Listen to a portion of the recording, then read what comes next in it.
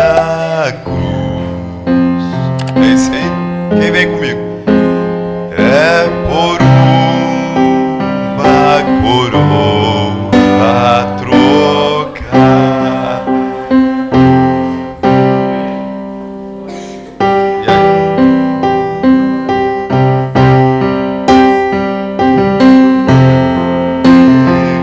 De Deus ao Calvário te baixou. Esta cruz tem pra mim atrativo sem fim, porque nela Jesus me salvou. Coloque-se de pé. Vamos. Sim, eu amo a mensagem da cruz. Até morrer eu a vou proclamar. Levarei eu também minha cruz. É por uma coroa trocar. Aleluia. Gostaria de fazer um pedido muito especial nesse momento. Queria que você desse um abraço na pessoa que está do seu lado. Saia do seu lugar, dê um abraço em alguém. Pode sair, sai do seu lugar, isso, procure alguém, dê um abraço apertado. Por que isso daí, Diogo? Porque talvez você está dando ou estará recebendo o último abraço. O que é isso? Nisso se resume a vida cristã. Nós não presumimos o dia de amanhã, porque ele não pertence a nós. Nós vivemos o hoje, porque o amanhã Deus pertence. Dê um abraço apertado, porque talvez será a última vez que você vai abraçar alguém na matéria desse corpo, Tiago, porque logo nós estaremos lá com ele, sentado no grande banquete, com um novo corpo, um novo nome, celebrando as bodas do Cordeiro. Lá ele servirá a todos, ele vai compartilhar com a sua noiva a grande festa. Eu não sei vocês, mas eu não vejo a hora de ir para lá. Eu quero conhecer como ele verdadeiramente é. Aleluia. Gostaria de agradecer o pastor Jerry. Pode sentar agora, tá? Só queria que você levantasse, desse um abraço. Porque tem hora que a gente não precisa ouvir um caminhão de palavras. Tem hora que a gente precisa ser silenciado por um abraço. Quente, caloroso. Às vezes a gente ouve tanta coisa que a gente só quer um abraço. Só saber que tem alguém ali. Não é bom às vezes. Agradecendo ao pastor Jerry. Hoje, irmãos, eu tomei uma vitamina de manhã. Teve tapioca no café da manhã. O café que minha finada avó, né, que não está mais entre nós, está lá na glória, fazia, que é o famoso capim santo, erva cidreira, quentinho, no ponto. O irmão Diogo saiu revigorado lá da casa do pastor. Lá é top. Olha, eu prefiro ficar lá do que em hotel. Quero nem saber, quando vim pra cá, tem que ir pra lá. A família toda. Pedro, gente, o Pedro é o verdadeiro servo mesmo, o verdadeiro diáconos, como dizia no grego. Pedro pega lá, Pedro vai lá, Pedro foi no quarto. Diogo, você quer o quê? Tapioca. Eu falei, gente, eu tô no palácio. Não vou mais embora não, vou arrumar minhas traias e trazer pra cá. Mas sempre muito bem recebido na casa do pastor. Olha, vocês estão de parabéns pelo pastor que tem. Não é puxando sardinha para voltar não, mas é que realmente ele é uma pessoa muito caridosa, tem um bom coração, a esposa faz de tudo para deixar a gente confortável. Então eu e minha esposa deixamos aqui o agradecimento. Feliz de rever vocês. É triste que a gente já está indo embora, né? Já está dando saudade de vocês, mas que fique uma lembrança para vocês aqui. Aproveite cada momento com cada pessoa, que a vida passa rápido. Foram 2 dias de muita bênção, mas logo já estaremos indo embora. E a vida é assim. Então aproveite ao máximo com a pessoa que você tem do lado. Sugue o máximo que puder. Abrace o máximo que puder. Porque às vezes o tempo, a distância, a morte ou o fim de tudo pode levar ao fim desse episódio. Então valorize. Hoje eu disse que eu iria falar sobre o quê? Quem estava aqui ontem? O pessoal está meio com medo, gente. Pensei que vocês iam dar um grito que o forro ia cair. O que a gente vai falar hoje? Meu Deus, essa é a motivação. De repente os irmãos que não são cristãos, que estão aqui, não tem costume de vir, vai falar, essa é a motivação que eles tanto falam. Hoje o assunto é o que, gente? Você viu? Esse é o quadro nosso. Essa é a motivação que a gente tem. Pregamos como se Cristo fosse voltar, mas vivemos como se Ele nunca voltaria. A igreja perdeu a referência de quem ela é. O cristianismo não foi instituído para te curar. O cristianismo não foi instituído para te dar emprego. O cristianismo não foi instituído para te transformar esse lugar em um lugar confortável, não. O cristianismo foi instituído para anunciar a vinda de Jesus e a salvação dos pecadores. Então abre a sua Bíblia, Evangelho de Mateus, capítulo 24, versículo de número 25 apenas. Hoje iremos falar desse assunto que é esquecido. Um assunto que não é mais evidência, mas é o assunto essencial, necessário e único de todo e qualquer cristão. Essa deve ser a mensagem da igreja. Isso não é eu que estou dizendo, é a Bíblia, é a palavra. Mateus capítulo 24, versículo de número 25. Olha só o que está escrito. Prestai atenção, a minha Bíblia é NVI, Nova Versão Internacional. Eu vos aviso antecipadamente. De novo, prestai atenção. Eu vos aviso antecipadamente. Olhe, eis que vô-lo tenho dito. Deixa a Bíblia aberta. Hoje nós iremos falar sobre a vinda de Jesus. No ano 400 depois de Cristo, não existia como hoje essa diversidade de igreja. Só existia uma única igreja chamada cristã, que era a igreja católica no sentido da palavra. Não é esse catolicismo que você conhece hoje, romano. E a igreja católica do século IV, que é no ano 400, ela sofria uma grande pressão por conta dos grupos heréticos que se surgiam. E no meio desse grupo surgiu um grupo chamado gnosticismo, tá? O gnosticismo era um grupo de cristãos que acreditava que a salvação era pelo conhecimento, e esse conhecimento era só Deus que dava a alguns. E esse grupo alegava que Deus não se importava com a carne, e sim com o seu espírito. Os mais radicais alegavam que o que eles faziam com o seu corpo físico não se importava, então viviam de formas imorais, porque Cristo só se preocupava com a sua alma ou seu espírito. Os mais liberais se autoflagelavam, daí a ideia das pessoas se chicotearem, porque acreditava que matando a carne eles eram absolvidos e agradavam a Deus.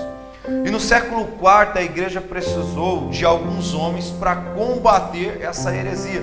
Eles diziam que Cristo não era Deus, que ele era apenas um demiurgo. O que é um demiurgo? Um Deus menor.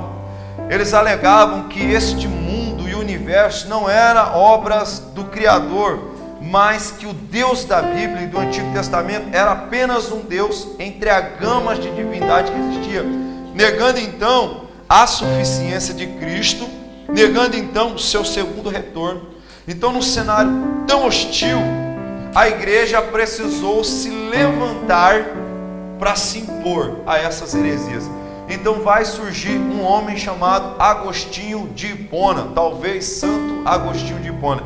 E eles vão formular o credo apostólico, a primeira coisa que determinava o que os cristãos criam. E eu vou ler para você um trecho do credo apostólico do ano 400, feito em Nicéia. Dizia o seguinte: Jesus Cristo voltará em glória para julgar os vivos e os mortos, cuja esperança a ressurreição do corpo e a vida eterna se consumará.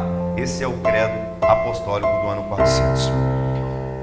Uma outra observação é que a vinda de Cristo, ela é mencionada mais de 300 vezes no Novo Testamento. Isso significa que em cada 25 versículos, um fala sobre a vinda de Jesus. É importante ou não esse assunto? Outro ponto, nós temos também nas epístolas de Paulo mais de 50 referências acerca da vinda de Jesus. Paulo escreveu 70% do Novo Testamento é composto pela escritura, pelas escritas de Paulo. Outra coisa também, nós temos cartas e livros inteiros, como 1 Tessalonicenses, 2 Tessalonicenses e Apocalipse, falando a respeito da vinda de Jesus. Nós temos também na Bíblia capítulos inteiros exclusivos sobre a segunda vinda de Jesus, como Mateus 24, Mateus 25, Marcos 13, Lucas 21. Todos estes textos são dedicados a somente um assunto: a vinda de Jesus, ou seja, a sua segunda vinda. Percebe que esse assunto é de fato um assunto importante e que tem de grande relevância para aqueles que seguem Cristo como seu Salvador. Espera aí, se o assunto é tão importante, se há mais de 300 referências só no Novo Testamento, se em cada 25 versículo 1 é a respeito da segunda vinda de Jesus, se temos mais de 50 referências em todas as cartas de Paulo, se nós temos capítulos e livros inteiros falando acerca da vida de Jesus, por que a igreja não fala mais? Por que não se fala mais da segunda vinda? Se é de fato o assunto primordial da igreja cristã, por que essa mensagem não está em outdoor? Por que essa mensagem não está asfixiada nos pontos e esquina como um sinal de lembrete desesperador para os que ficam? A resposta está aqui: você não fala mais. É importante, sim. É relevante, claro. Eu me lembro de uma alegoria. O maioral dos demônios se reuniu com todos os demônios do inferno. E a pauta da reunião era: o que nós iremos fazer para acabar com os cristãos do mundo? E um dos maiorais do demônio se levantou e disse: eu tenho a solução. Sabe qual é? Vamos falar que esse evangelho que eles pregam é mentira e que esse Cristo não existiu. E de repente um outro demônio se levantou e disse: não, todas as vezes que a gente fala que é mentira e que ele não existiu, evidências e sinais acontecem e a multidão só aumenta. Ele disse: eu tenho uma outra alternativa. Vamos prender esses cristãos, vamos matá-los e torturá-los, e pelo medo eles não pregarão mais esse evangelho. E aí um outro demônio se levantou e disse: não dá. E por quê? Porque todas as vezes que a gente mata um, parece uma erva daninha, nasce 100. Eles se transformam em mártires e se multiplicam. E aí o chefe dos demônios bateu na mesa e disse: espera aí, eu tenho a solução. Todo mundo ouviu um silêncio, os demônios do inferno. E ele disse: a solução para esse problema é simples. Vamos dizer que o que eles pregam é verdade. Vamos concordar que Cristo existiu e que sim, Um dia ele vai voltar. Mas só há um detalhe. Vamos colocar na cabeça deles que eles não precisam se preocupar com isso agora. Que eles vivam tranquilo.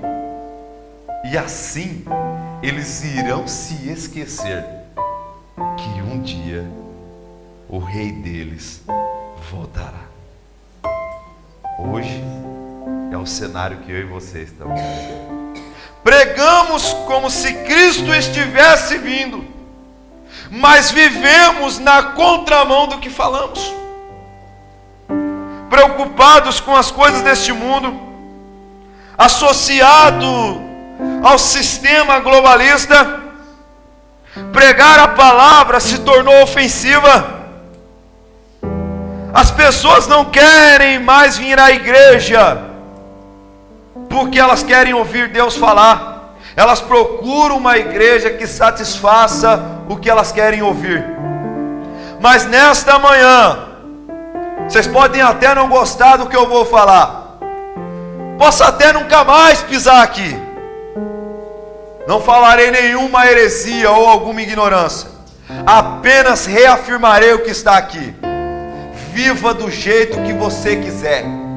E a Bíblia te aconselha a fazer isso. Ela fala: o sujo que está sujo, se suje mais ainda. Ao impuro, que seja mais impuro ainda. Mas aquele que está limpo, se mantenha muito mais limpo.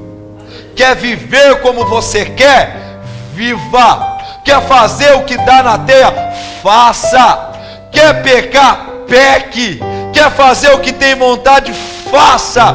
Você não é livre, mas faça. Só se lembre de uma coisa: Daniel disse: vai pelo que deseja o teu coração, faça o que lhe agrade, mas só se lembre de uma coisa: um dia Deus te trará juízo por todas as suas obras. Você vai pagar. A fatura vai chegar. E Deus não terá culpado por inocente. Hoje eu quero falar de Mateus 24. E o tema é a segunda vinda de Cristo. Talvez um dos mais famosos falsos profetas que nós já tivemos tenha sido o William Miller. Alguém já ouviu falar desse nome? William Miller, ele foi um estudioso, e ele chegou à conclusão, depois de alguns anos de estudo, que Jesus viria no dia 21 de março de 1843. Milhares de pessoas seguiram o William Miller. E o que aconteceu? Jesus não veio no dia 21 de março. E consecutivamente, ele mudou a data para o dia 22 de outubro de 1844. Mas infelizmente, Jesus também não veio naquele ano. Com um grande desapontamento, surgiu a Igreja Adventista do Sétimo Dia. Porque um homem chegou à conclusão que Jesus viria. E ele não veio. E eu quero falar sobre as três coisas que vão acontecer antes de Jesus chegar. Então, preste atenção. Todo mundo aí está atento? E tem que ficar. Ele pode vir para todos. Mas hoje a sua senha pode cantar, como canta lá no talho. Chegou a tua vez. Você pode estar saudável, que esse rosto lindo que você tem, cheio de dinheiro no banco, cheio de euros no banco, com uma bela casa, uma esposa linda, filhos maravilhosos. Mas quando a sua senha cantar, seja no arrebatamento coletivo ou no individual, você vai. Como dizia aquela irmã do Insta, né? A Matilde, né? Você vai sim, né? Você vai. E morrendo, Hebreus diz que está ordenado ao homem morrer uma única vez, vindo depois disso o juízo. Então vamos lá. Quais são os 3 sinais que vão antecipar a vinda de Cristo? Quando acontecer essas 3 coisas, é porque Jesus já está próximo. Primeiro sinal, Mateus 24, Jesus está falando sobre acerca da sua vinda. Ele fala de 2 tempos distintos. Primeiro, ele fala sobre a destruição de Jerusalém, que iria acontecer consecutivamente depois de alguns anos, após a sua morte. E ao mesmo tempo, em Mateus 24 e 25, ambos são um complemento. Ele também vai falar dos nossos dias atuais, ou seja, da sua segunda vinda.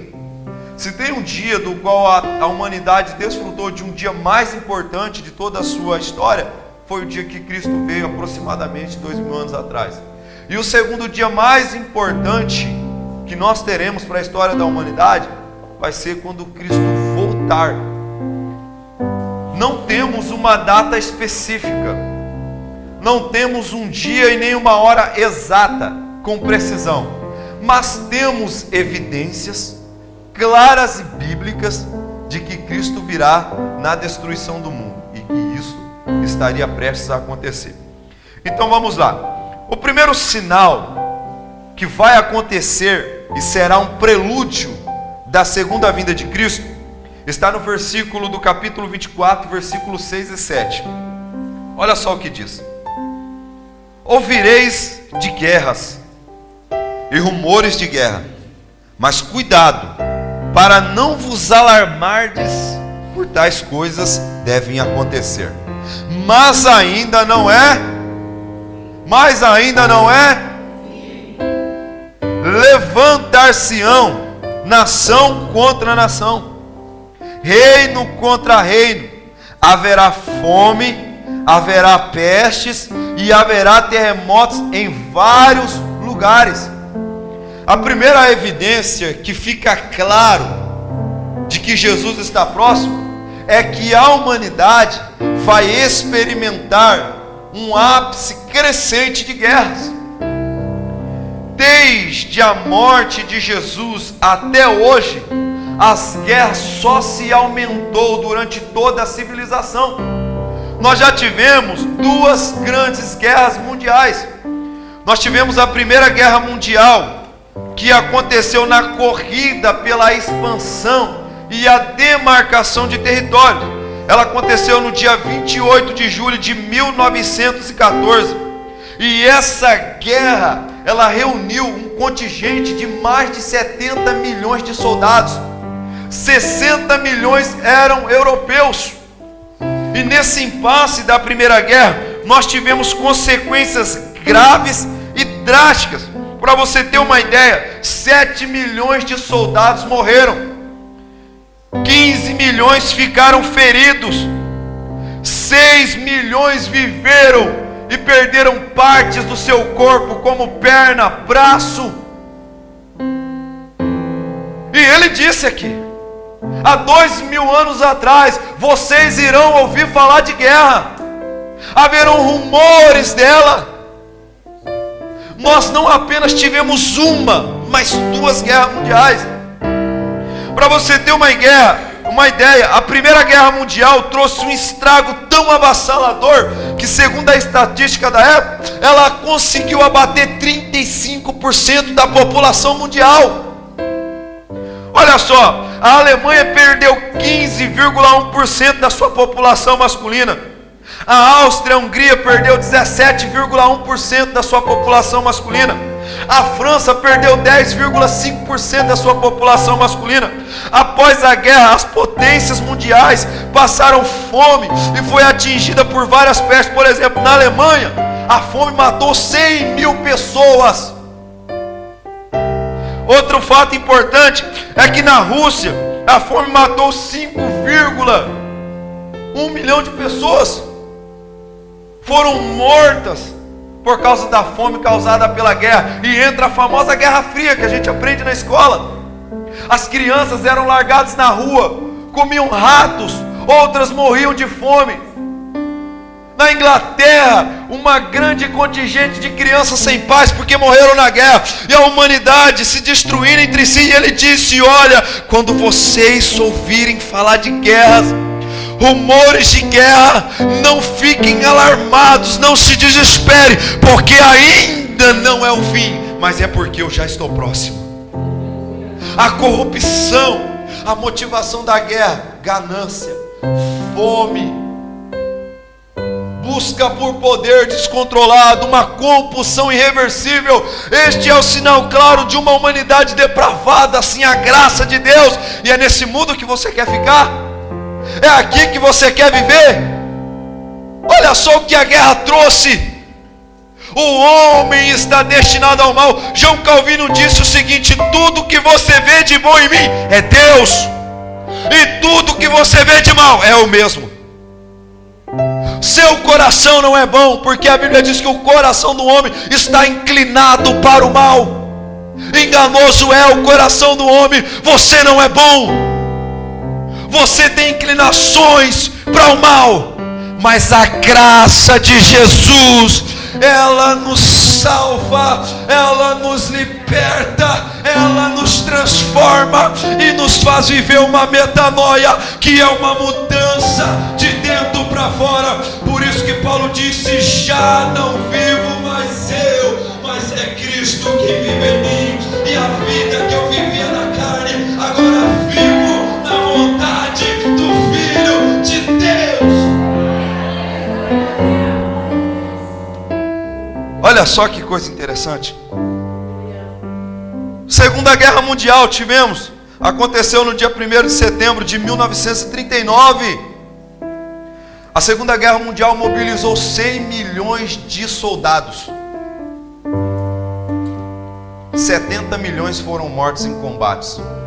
Durou quase 10 anos. A Europa foi quase destruída por completo, porque um homem chamado Adolf Hitler teve a ideia de que, em sua mente, os homens brancos de olhos azuis seriam os homens superiores, criando então uma única raça, e iniciou um grande projeto de guerra. Na verdade, essa foi uma das motivações, mas a maior motivação foi a perca da Primeira Guerra, porque na Primeira Guerra a Alemanha saiu perdendo, e com rincha da Primeira Guerra eles incitaram a Segunda. 70 milhões de pessoas morreram. O problema não foram só os soldados, isso é muito dolorido, mas eles matavam civis. Mais de 5 milhões de civis morreram. Civis são pessoas comuns, causadas pela guerra. Portugueses que estão aqui, que teve descendentes que foram para a guerra, histórico, família, sabe do que eu estou falando. Houve um momento de extrema escassez aqui na Europa, de fome, de miséria. Tudo porque homens gananciosos lutando por poder e disputa. E isso a Bíblia já falava. Esse é o cenário em que a gente vive. Esse mundo não é bom, esse mundo não é legal, as pessoas são más, o ser humano foi infectado pelo pecado, assim como o coronavírus é transmitido pelo ar, e ainda não se há uma expectativa para erradicá-lo finalmente. O pecado é um vírus mortal, que a única cura para ele é o sangue de Jesus. Uma vez que ele pega na pessoa, não há vacina, não há nada que o tira. Ele cola, ele entra na nossa alma, ele infecta a nossa moral, acaba com o nosso senso de justiça. Mas aí há 2000 anos atrás, ele se encarnou em homem, foi pendurado numa cruz, e ele disse: eu vou salvar vocês dessa doença, eu sou o antídoto para o pecado, eu vou mudar a rota da humanidade, vou conduzi-los para casa.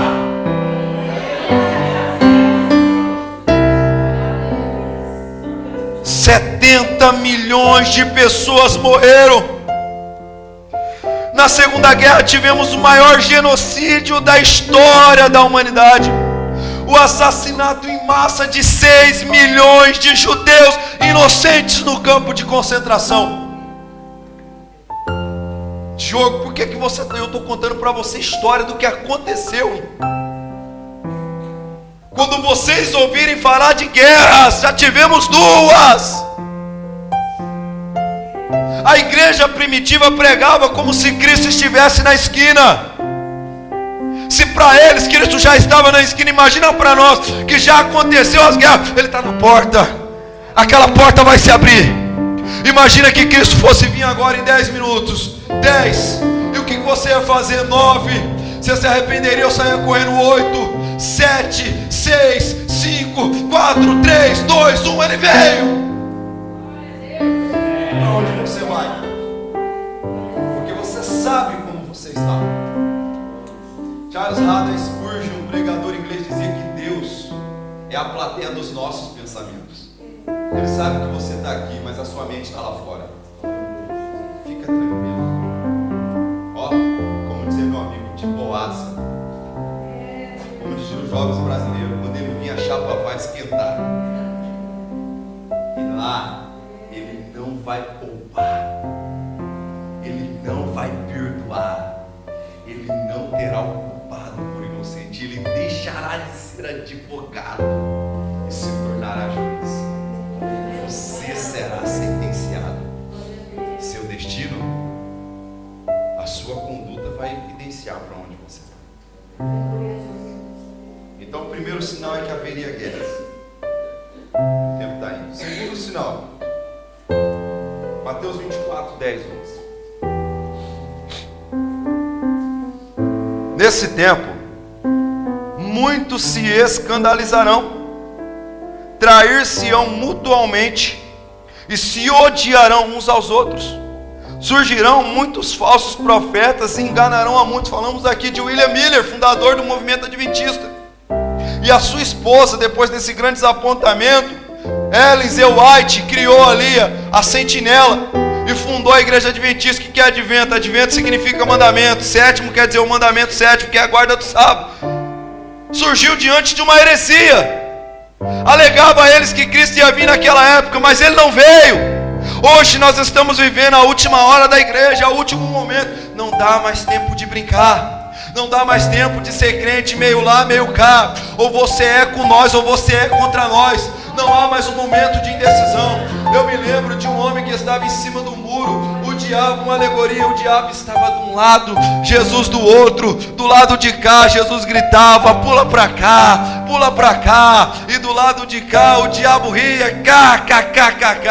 E o homem lá em cima do muro sem entender. E Jesus: vem pra cá, eu quero te salvar, vem, vem, vem.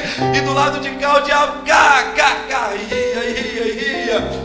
E aquele homem parou e disse: ué, como fala o português, Tiago, quando usa a expressão é? Pois é, como é que é? Fala, o Tiago fala bonito. Epa! Por que Jesus fica me chamando desesperadamente? E você, que era para estar desesperado, está dando risada. Sorrindo, o diabo disse: o muro é meu, seu tonto. A indecisão também é uma escolha. Quando você não decide de que lado fica, você já decidiu. E geralmente decidimos pelo lado errado. Porque não decidir é também tomar uma decisão. Saia do muro hoje. Porque o muro vai cair. E geralmente você vai sucumbir para o lado errado. Então, o segundo sinal seria a apostasia. O que é a apostasia? É o abandono geral da fé. O abandono geral da verdade. Vocês vão à igreja hoje, a mensagem é: toma lá da cá, você pode, você consegue, colocando o homem no centro. Voltamos à era da Renascença aqui na Europa, com Leonardo da Vinci, as grandes pinturas, aquelas grandes obras de arte na igreja, os homens nus mostrando a beleza dos homens, como se o homem fosse o centro. Você não é o centro. Você não é a última bolachinha do pacote. John Wesley disse: quando o sol aparecer, as estrelas deixam de brilhar. O sol é Cristo. Cristo é o centro. Você não é nada. Você é um miserável. Você é um pobre. Nós somos um imoral, depravado. Quem é que é alguma coisa é Cristo.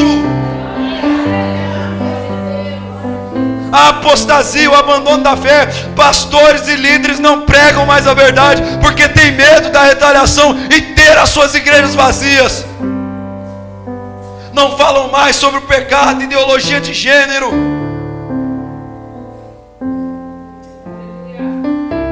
Ah, mas se eu falar isso, o irmão não vai voltar mais na igreja. Eu prefiro que você nos odeie por falar a verdade do que me abraçar por conviver com a mentira. A igreja se tornou um balcão de negócio, em contexto geral. Não se fala mais sobre a vida de Jesus.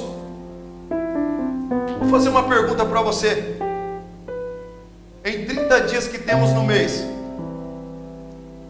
quem aqui ouviu uma mensagem cujo tema específico fosse a vinda de Jesus? Pelo menos 4 vezes, levanta a mão. Na igreja que você foi aqui ou lá, ouviu? Uma vez em 30 dias. Pastor, ô glória, aqui pregou.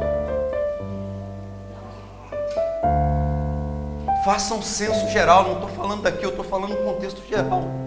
Não se fala mais, os pastores estão aqui, não vão deixar eu mentir.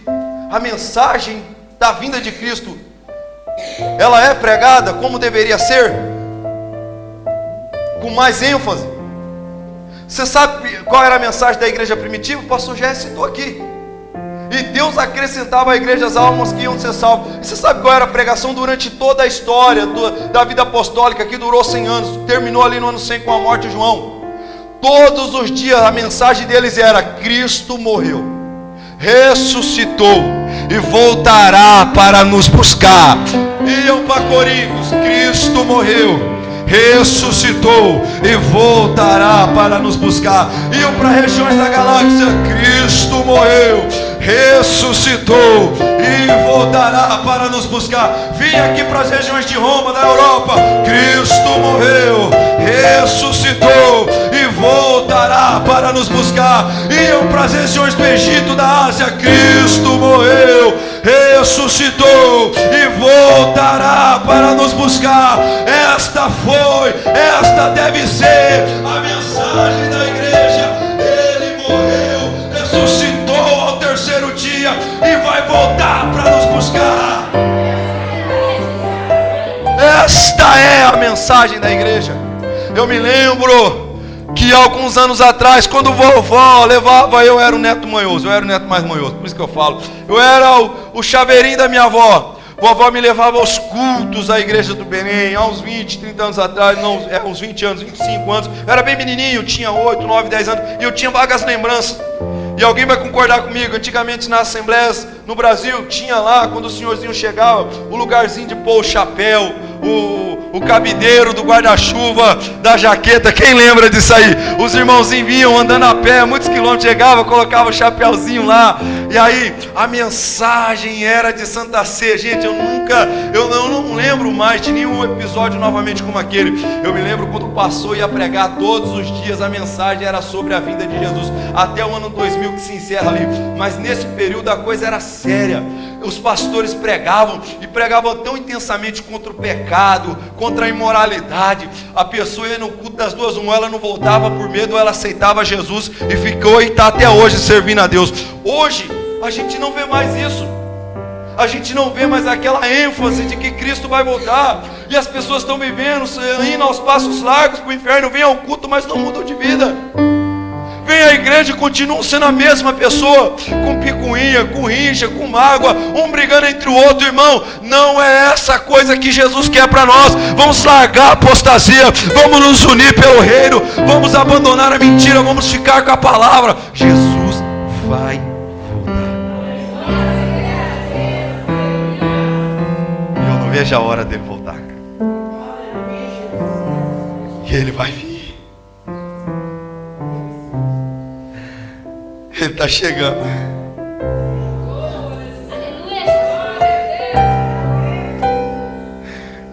Ele está vindo.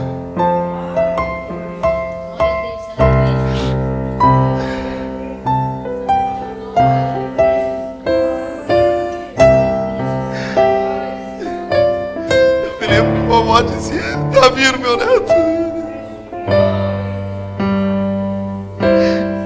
Nossos amigos morreram, ele está vindo. Eu não sei você, se você não consegue sentir essa alegria. Eu quero ir para casa.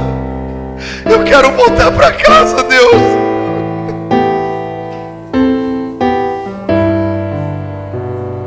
Esse mundo não nos merece. Eu não quero ficar aqui. Crianças morrendo, homens se destruindo, a imoralidade. E se a gente não for, nós vamos nos perder, porque a situação está difícil. Há um abandono geral, não se prega mais a palavra. A segunda vinda dele não é mais o ênfase da igreja, mas eu quero ir para casa. Eu não sei você, Quantos aqui querem que Ele venha? Quantos querem ver Ele rasgar o céu? Apocalipse diz que Ele virá montado em seu cavalo branco. Uma espada desembanhada estará nas suas mãos. Em sua coxa estará escrito: Este é o Senhor do Senhor e o Rei dos Reis. Ele se assentará no seu trono, e das nuvens do céu Ele chamará a tua noiva. Vem, Vaguinho, vem. Ele vai chamar: vem, Noemi, vem, Jerry, vem, Ana, vem, Tiago, vem. As trombetas vão tocar, a terra vai tremer, a lua se tornará em sangue.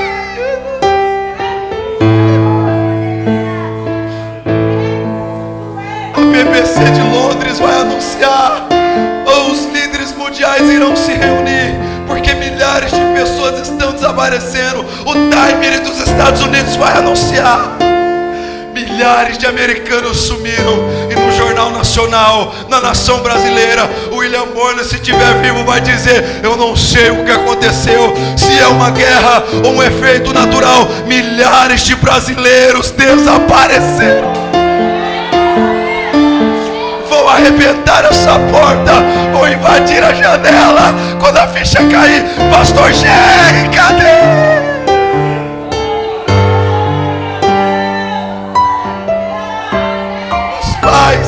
Os pais vão chegar no quarto: cadê meu filho? Cadê meu filho? O marido vai acordar: cadê minha esposa? As grávidas não terão mais o feto vivo. O desespero vai invadir a humanidade.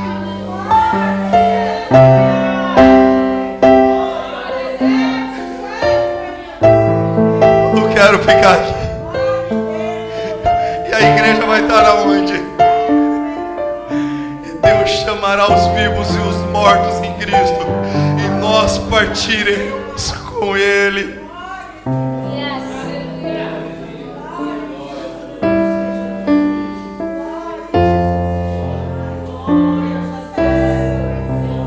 Comece a imaginar. Comece a imaginar o desespero. Comece a imaginar o desespero. Aviões vão cair, carros vão bater em prédio, não haverá mais energia, o desespero vai invadir a humanidade. E aí, depois que todo mundo se dá as ostentativas de que eram as possibilidades, alguém vai dizer: eu sei o que aconteceu. Aquele povo barulhento desapareceu. As crianças, eu sei o que aconteceu. O Deus dos cristãos voltou para eles. A ficha vai cair, mas aí será tarde. Então nesta manhã, meu irmão, incendeie o teu coração. Tá doendo, Diogo? Eu penso em desistir. Não desista não, porque quem ficar, a Bíblia diz que nunca, desde a história da humanidade, nunca houve dia semelhante àquele. A terra já teve momentos assombrosos, mas nenhum dia vai se comparar àquele dia quando Ele partir com o teu povo. Esse mundo só não está pior porque nós estamos aqui. Nós somos a luz do mundo e o sal da terra. Mas um dia essa lâmpada será tirada e nós voltaremos para casa.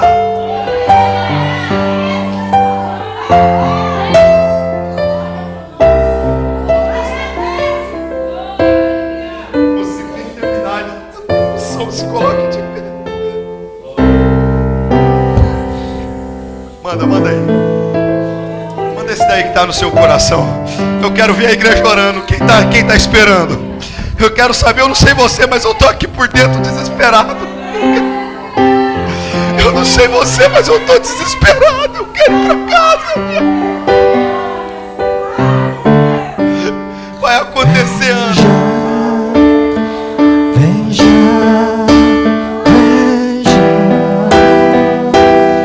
Quero ver você orando. A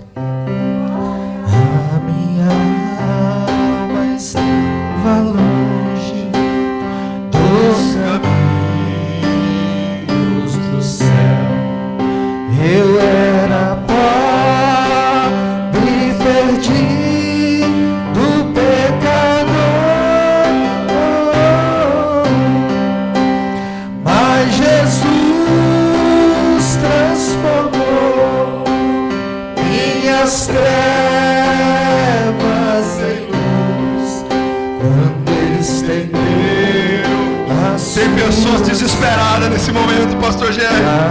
Dá pra ver o grito das almas aí de dentro. Eu sei que eu não iria se ele viesse, mas hoje eu vim. Estendeu as suas mãos. Quando ele te encontrou, Quando ele estendeu as suas mãos, você tinha sido abusado. Você me gritou na sombra da sua dor. Eu estava lá. eu era pobre e perdido, sem Deus, sem Jesus. Isso vai receber da graça. Seja renovado neste momento. O nosso Pai está vindo aí. O nosso Deus está chegando. Diogo está doendo. Desde que eu aceitei, e na tempestade eu posso sossegar, pois com Ele estou liberto do perigo e do mal. Quando Ele estendeu as suas mãos para mim. Vamos mandar aquele. Aleluia. Muito em breve vai sair uma notícia.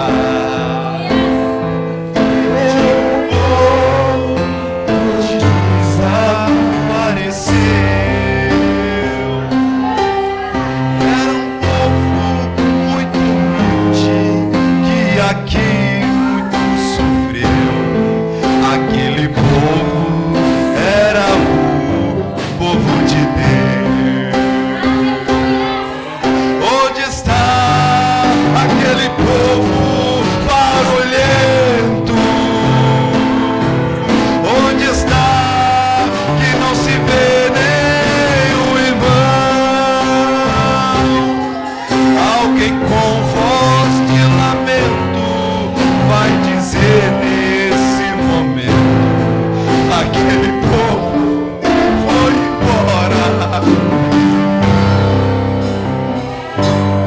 Depois desse grande acontecimento, Imagina o desespero. muitos Vou entrar por essa janela, vou arrebentar aquela porta, vou invadir a casa do pastor Guilherme. para reconciliação. Gente, não vão encontrar.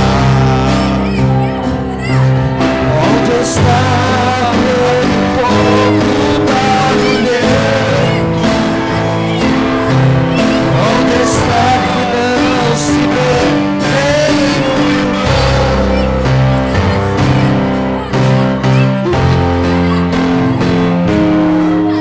Faz dizer neste momento, o povo foi-se embora assim.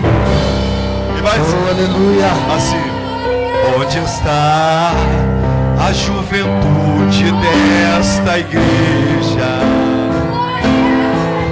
E as irmãs do ciclo de oração?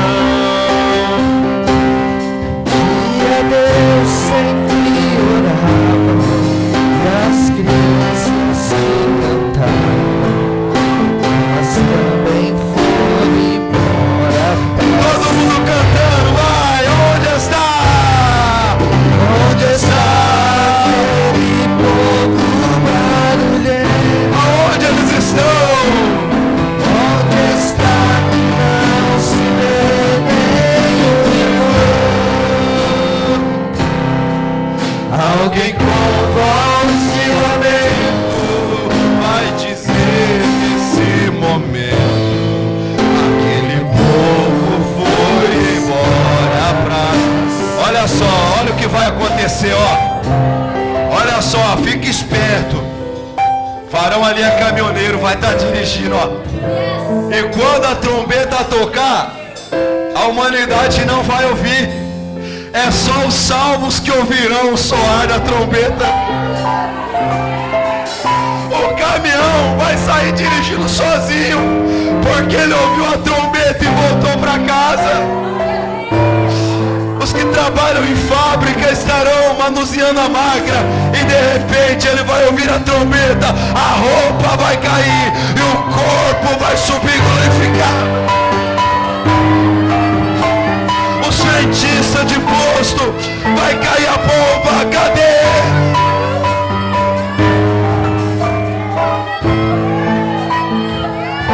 Vão no açougue, pastor Gé, cadê? Só vai dar a roupa, a faca caída no chão e a cara disparada. Cadê eles? Eles foram, voltaram pra casa. Onde está todo barulho? Onde está que não se vê nenhum irmão?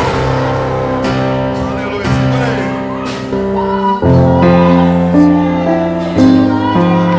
Pra Ele. Será que você pode se render a Ele? Pastor Jair, vem aqui, meu Deus. Que atmosfera maravilhosa. Ah, o Senhor fortaleceu a esperança de pessoas aqui agora. Olha o avivamento caindo. Olha o avivamento sendo derramado. Olha o grito da igreja. Olha o grito dos salvos almejando, Pai. Nós te queremos.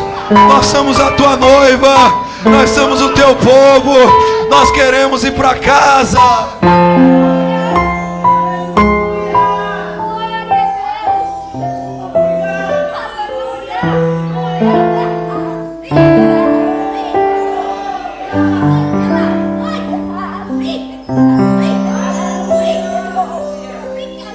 É isso que Ele faz.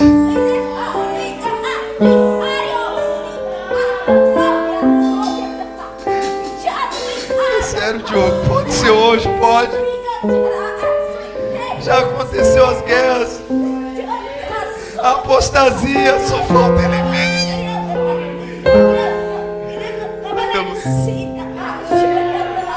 Se alguém aqui no nosso meio não tem o costume disso, que ouviu essa palavra e ela falou ao teu coração, você não quer ficar aqui, porque o inferno te aguarda e a única solução é Cristo.